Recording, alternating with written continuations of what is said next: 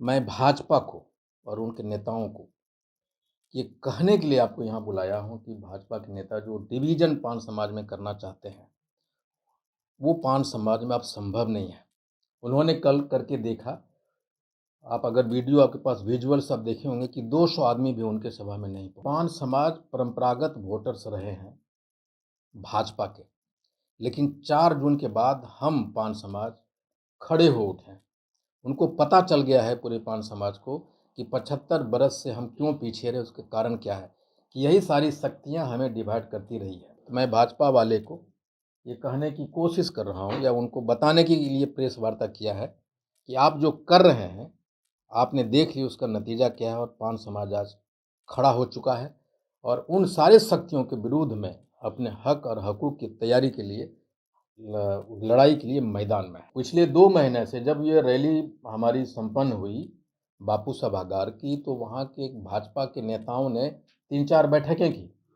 हमारे समाज के लोगों के साथ हाजीपुर में बैठक हुआ, फिर भाजपा का जो कार्यालय है उसमें बैठक हुई और एक नीति बनाया गया। उसमें चर्चा किया गया कि 4 जून में जो आईपी गुप्ता ने रैली की उसको कैसे कम किया जाए, उसके पैरेलल या उससे बड़ा रैली कैसे हो। उन्हीं का एक प्रयास था और उसमें भाजपा के बड़े-बड़े नेता थे। आप देखे होंगे मंच में बिहार के बड़े-बड़े चेहरे थे। इसका मतलब ये हुआ अगर 100 आदमी, 150 आदमी आया तो जो भाजपा का कैडर था, वो भी नहीं आया है। पटना के बापू सभागार में पान को जानो, पान पहचानो और पान को मानो की एक रैली की थी और आप लोगों की आप लोगों ने, सारे लोगों ने कवर किया, उसके लिए भी धन्यवाद देना चाहता हूँ। कल एक और रैली हुई कि भाजपा के द्वारा पान बुनकर तांती महासंघ के द्वारा एक रैली आयोजित किया गया। बेसिकली भाजपा इसके पीछे थी। उसकी सारी मशीनरी, उनके जितने बड़े नेता थे, सारे लोग लगे हुए थे। उनका एक ही मकसद था कि पान समाज को जो रैली 4 जून की हुई, उसके पैरेलल एक रैली करना और पान समाज के वोटर के, उनके लोगों को में डिवीज़न पैदा करना। लेकिन आप लोग देखे होंगे, आप लोग सारे कल होंगे बापू सभागार में।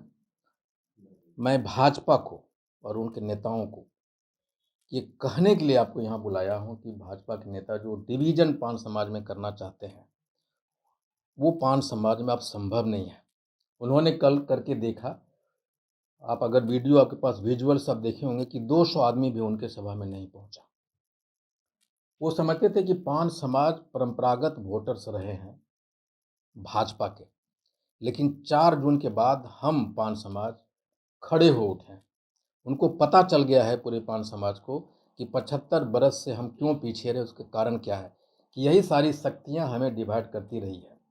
लेकिन 4 जून ने सिर्फ बिहार ही नहीं, पूरे भारत के पान को, जहां पान तांती हैं आज के डेट में, वो सारे लोग एकजुट हुए और ये एक संदेश है भाजपा के लिए कि जो जो कुत्सित प्रयास कर रहे थे कि हमारे समाज को तोड़े।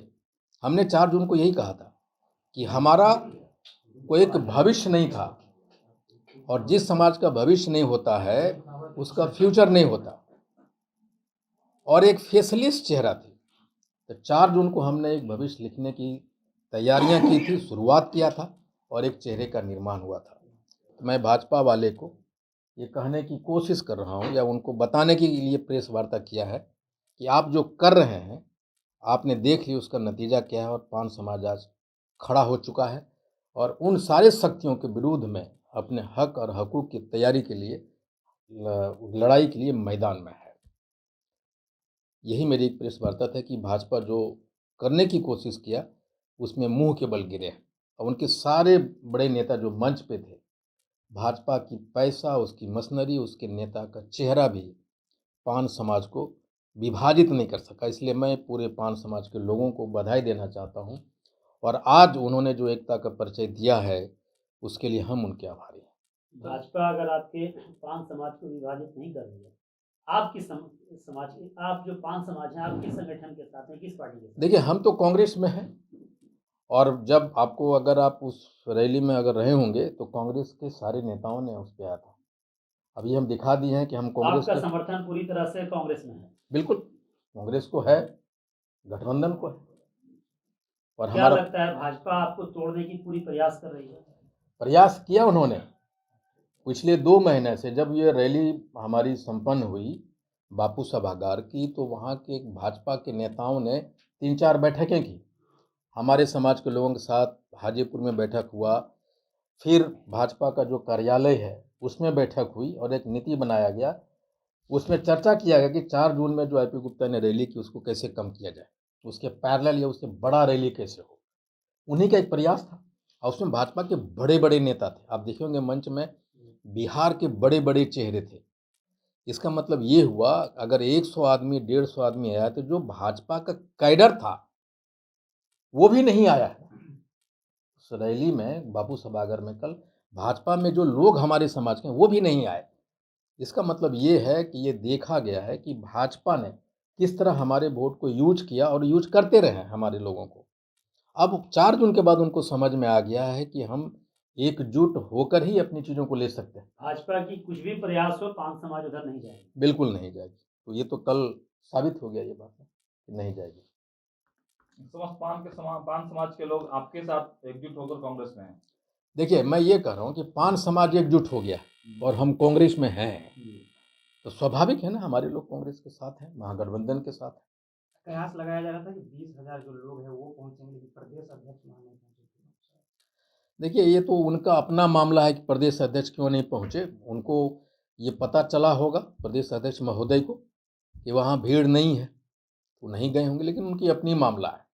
ये 20,000 के कयास जो भी लगाए गए, तो रिजल्ट सामने है जो आप लोगों ने कल देखा है। 5 राज्यों में चुनाव हो रहा है।